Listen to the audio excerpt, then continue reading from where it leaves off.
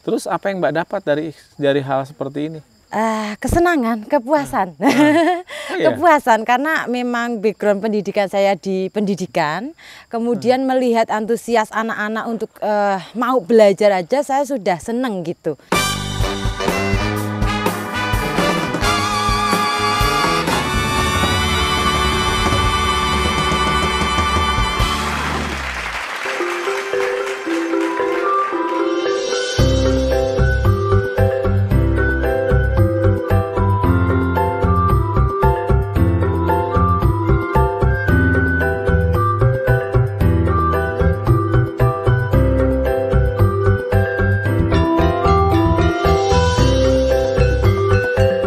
Assalamualaikum. Talk to Me kali ini saya berkunjung ke salah satu desa di Kulon Progo, Yogyakarta. Suasana sedang hujan. Saya mau ketemu salah seorang yang berdedikasi banget sama dunia pendidikan Indonesia. Masih muda, 27 tahun, tapi punya kepedulian yang luar biasa, mengajarkan anak-anak di desa ini untuk tetap bisa memperoleh hak-haknya terhadap dunia pendidikan di masa pandemi seperti sekarang ini. Tapi untuk mencapai itu, saya harus melewati jalan terjal, juga lumayan becek. Jadi bismillah, saya akan ketemu dengan beliau di atas nanti. Oke.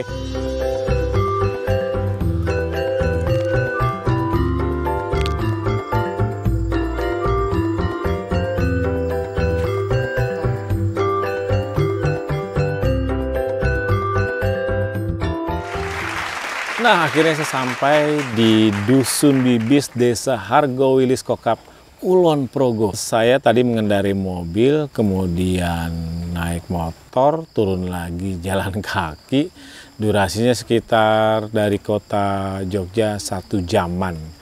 Dan akhirnya saya sampai juga di atas bukit ini. Di belakang saya adalah rumah di mana tempat Mbak Tiara mengajar. Seperti yang saya bilang tadi di opening bahwa Mbak Tiara mendedikasikan dirinya untuk tetap mengajarkan kepada anak-anak kita di dusun ini untuk memperoleh hak pendidikannya.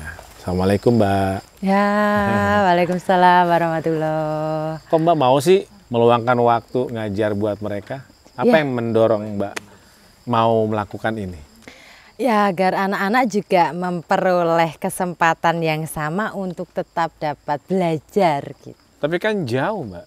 Ya, cukup jauh. Terus nemunya gimana?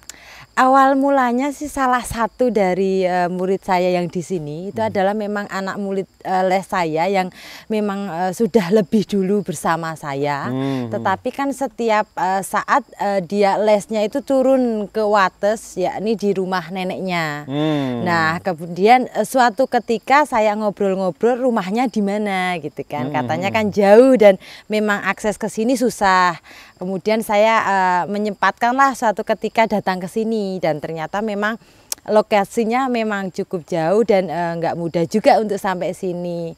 Nah, kemudian daripada hanya satu orang lebih baik yuk saya dibantu untuk mengumpulkan anak-anak sekitar sini gitu. Dan ternyata ada beberapa yang memang susah juga katanya mengikuti pembelajaran dan mau juga untuk les, sangat senang katanya. Ya udah, oke, gayung bersambut, saya jadilah les di sini gitu. Oke. Anak-anak ini dari dusun yang sama? Dari dusun yang sama, iya. Oh, orang tuanya nggak apa-apa ngelepas mereka dari rumah. Ini kan saya tadi jalannya naik-naik gitu Mbak. Iya. Kenapa nggak di rumah di bawah gitu? Oke. Kenapa milihnya di sini? Awalnya karena memang saya kenalnya baru Zara, kemudian memang titik poinnya di sini, awal mulanya di sini dulu gitu. Oh, ini memang rumah tempat tinggalnya Zara. Iya, salah satu murid. Kemudian ditentukan di sinilah untuk awal mula dulunya, awal-awal di sini. Kemudian ketika memang saat ini musim hujan nih, ya kan, ada kendala untuk akses ke sini susah, licin dan lain sebagainya. Sempat juga pernah tergelincir kan. Kemudian dicarikan solusi, ya udah kita berganti-ganti gitu. Selain di sini, suatu waktu ada di rumah Resti dan beberapa anak lain gitu, bergantian gitu. Sampai hari ini ada berapa anak yang Mbak ajarkan? Sekitar 6 lah, 6. Apa yang Mbak ajarin? Untuk materinya sebenarnya materi-materi yang di sekolah mereka ada tematik, kemudian matematika. Selain itu juga kan ada Iqra, baca Al-Quran juga. Iya. Dan rata-rata ini masih sekolah dasar? Masih sekolah dasar, yang SMP hanya 1 yakni Zara. Ada juga TK Nadine. Itu TK, iya. Ikut juga ya? Ikut juga, iya. Oke. Terus apa yang Mbak dapat dari hal seperti ini? Kesenangan, kepuasan. Iya? Kepuasan karena memang background pendidikan saya di pendidikan, kemudian melihat antusias anak-anak untuk mau belajar aja saya sudah seneng gitu. Jadi ya sembari lah menyambung untuk keilmuan yang didapat dulu gitu, untuk bersama-sama mendampingi anak-anak meskipun nggak setiap waktu setiap saat, tetapi ada kesempatan untuk bisa ngajar di sini, ya oke, lanjut sampai hari ini pun masih tetap berjalan. Mbak ini kan yang saya tahu juga bekerja ya di salah satu departemen di kementerian, misalnya di Kulon Progo ini ya maksudnya di gitu. Kulon Progo. Yang namanya kerja di departemen kementerian itu kan punya jam yang pasti gitu ya. Gimana Mbak bisa bagi waktu terus meluangkan waktu ngajar? Nggak diomelin gitu atau gimana? Baik, kebetulan saya bekerja di salah satu instansi pemerintah, yakni di Dinas Kominfo Kulon Progo. Memang untuk waktunya Senin hingga Jumat itu bekerja, waktunya dari pagi hingga sore sekitar ya jam 4 itu. Kemudian untuk ke sini di kala weekend, saya sempatkan waktu di hari Minggu itu pagi saya ke sini untuk menemui anak-anak. Jadi tidak mengganggu juga untuk waktu bekerja saya gitu. Oh, jadi memang waktunya dipakai pada saat hari-hari weekend. Iya. Terus kan nggak ada yang bayar Mbak Tiara gitu. Terus gimana? Kok mau terus-terusan? Apa yang Mbak cari?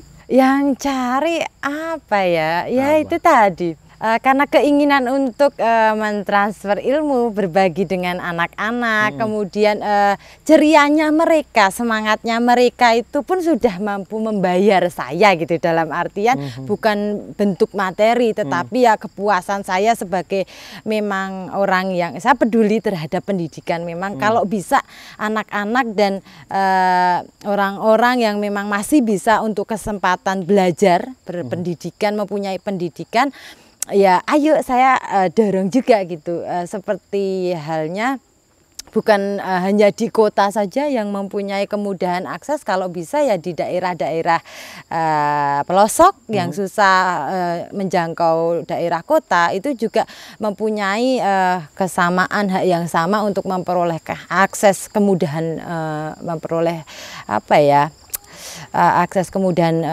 belajar gitu. Tapi dengan situasi daerah yang sekarang saya juga naik, terus mobil nggak bisa masuk, saya nggak tahu listrik udah ada apa belum di sini. Sudah ada gitu ya. Bagaimana Mbak meyakinkan para stakeholder atau pemerintah bahwa saya udah ngelakuin ini nih, tolong diperhatiin dong gitu. Gimana Mbak caranya? Pertama dengan tindakan ya, kita nggak akan bisa untuk bercerita kalau nggak ada bukti. Tetapi yang saya yakini adalah ketika memang itu belum disambut oleh stakeholder ataupun dari pihak pemerintah pun saya tidak memperhatikan hal itu. Yang terpenting adalah ini jalan dan bermanfaat untuk adik-adik. Adik-adik pun mau dan orang tua juga menyambut itu, no problem gitu. Toh suatu ketika yang penting kebermanfaatan itu dirasakan oleh semuanya gitu. Dalam artian dari si anak, orang tua dan orang-orang sekitar sini aja gitu. Sekalipun suatu waktu disambut oleh pemerintah ya alhamdulillah gitu. Berarti ada kebermanfaatan dan hal yang baik di ke depan gitu. Menurut saya sih seperti itu. Ya, dalam konteks ajar mengajar kan Mbak menggunakan tools kan ya, entah itu buku, alat tulis, alat bahan mengajar. Gimana Mbak memenuhi apa namanya, kebutuhan-kebutuhan tadi Mbak beli sendiri, pakai uang sendiri, atau urunan masing-masing orang tua, atau bagaimana biasa? Dari saya sendiri. Oh ya? Ya, ada whiteboard, kemudian ada buku-buku, kemudian untuk fasilitas ketika memang ada materi-materi baru ya saya yang mencari, kemudian saya yang fasilitasi mereka gitu. Jangan sampai mereka terbebani, apalagi saat ini kan pandemi COVID, orang-orang juga membutuhkan untuk mereka bertahan hidup kan gitu ya di masa pandemi ini yang semua serba susah. Jangan sampai orang tua dan anak-anak ini terbebani, maka dari itu ya semampunya saya, sepunyanya saya berbagi dengan mereka seperti itu. Waduh, luar biasa. Udah habis berapa Mbak? Enggak perlu dihitung. Oke. Di belakang saya anak-anak menunggu dengan sangat Mbak Tiara untuk segera mengajar. Mbak nemuin nggak selama ini kesulitan apa yang Mbak alamin ketika mengajar mereka? Karena mereka dari daerah yang mungkin rumah yang beda-beda, sekolah mungkin juga beda-beda. Bahkan tadi saya dengar ada yang dari TK, ada yang dari SMP, ada yang dari SD gitu. Kendalanya ada nggak Mbak? Kendalanya tentu terkait materi nih. Oke. Materi karena apa? Kan beragam ya, ada yang dari TK, SD, kemudian ada juga yang SMP. Tentu saya harus belajar lagi gitu. Dan belajar itu tidak cukup waktu 1 jam 2 jam persiapannya. Kemudian ketika datang ke sini untuk pembagian waktunya, kapan yang SMP, kapan yang TK, kapan yang SD. Nah itu. Jadi memerlukan waktu yang cukup untuk saya membagi plot-plot itu untuk mereka, agar mereka juga sampai sini nggak sia-sia gitu. Jangan sampai anak-anak sampai sini kok nggak dapat apa-apa. Sebisa mungkin dapatlah walaupun ya sedikit gitu, ada tambahan materi dari yang kemarin pertemuan sebelumnya gitu. Bagaimana mengatur atau menemukan materi-materi yang Mbak ajarkan dengan yang mereka terima di sekolah, Mbak? Saya observasi dalam artian saya menanyakan dulu apa ke mereka? Buku ke anak-anak, apa buku yang dipakai, kemudian materinya sampai mana, kemudian sampai tema berapa, bab berapa, itu saya tanya dan saya catat gitu. Kemudian saya pelajari, kemudian saya cari-cari materi yang pas untuk mereka apa. Kalau di situasi seperti ini kadang kan anak-anak juga kan bosan ya, harus yang formal-formal. Maka dari itu saya juga harus mencari metode yang pas nih untuk anak-anak agar mereka juga tetap enjoy gitu terhadap pembelajaran gitu. Ada yang pernah ngambek terus nggak mau belajar gitu? Pernah? Ngambek ada. Ngambek ada, tapi suatu waktu terus pada minta maaf. Gitu. Keseruan itu yang di sini ada ya kayak gini gitu. Saling ngambek tuh, tiba-tiba ngambek, terus ujuk-ujuk atau lalu mereka saling minta maaf gitu. Ya udah, kemudian berjalan lagi pembelajaran. Suka bawa permen gitu buat mereka. Iya. Oh gitu juga, benar ya? Ya alternatif untuk mereka, ya lebih semangat lah untuk pembelajaran gitu. Oke. Apa tanggapan orang tua mereka selama ini setelah Mbak memberikan materi-materi belajar buat anak-anak ini?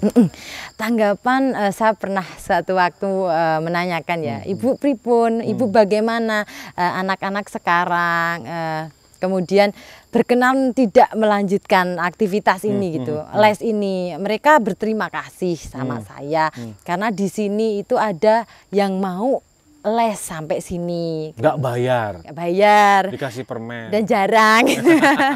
Jarang ada yang mau katanya gitu. Kemudian yang daring saat pandemi kemarin tatap muka kan sempat tidak ada.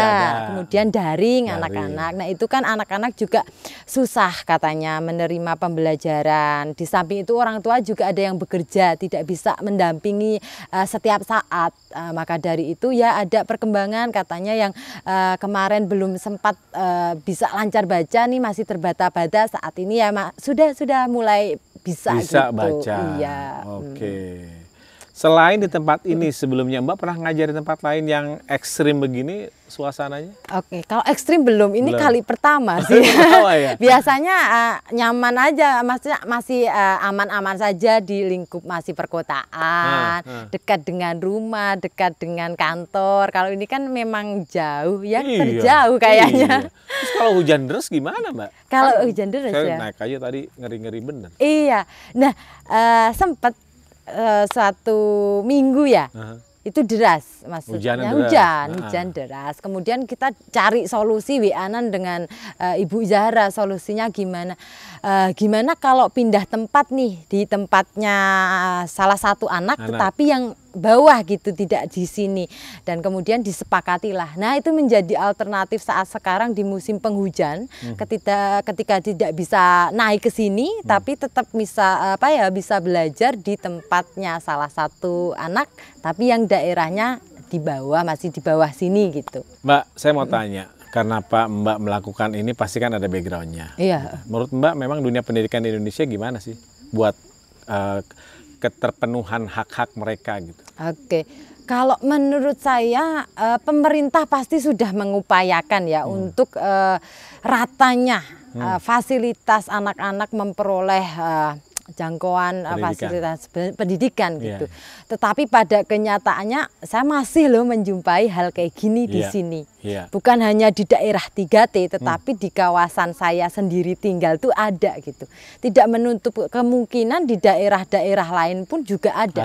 Berarti kan itu menandakan bahwa akses kemudahan itu belum merata. Belum merata di semua wilayah Indonesia kan gitu ya. Dan itu fakta. Ya, dan saya menjumpai itu salah satunya kan gitu. Jadi ya bukan hanya akses susah untuk ke sekolah.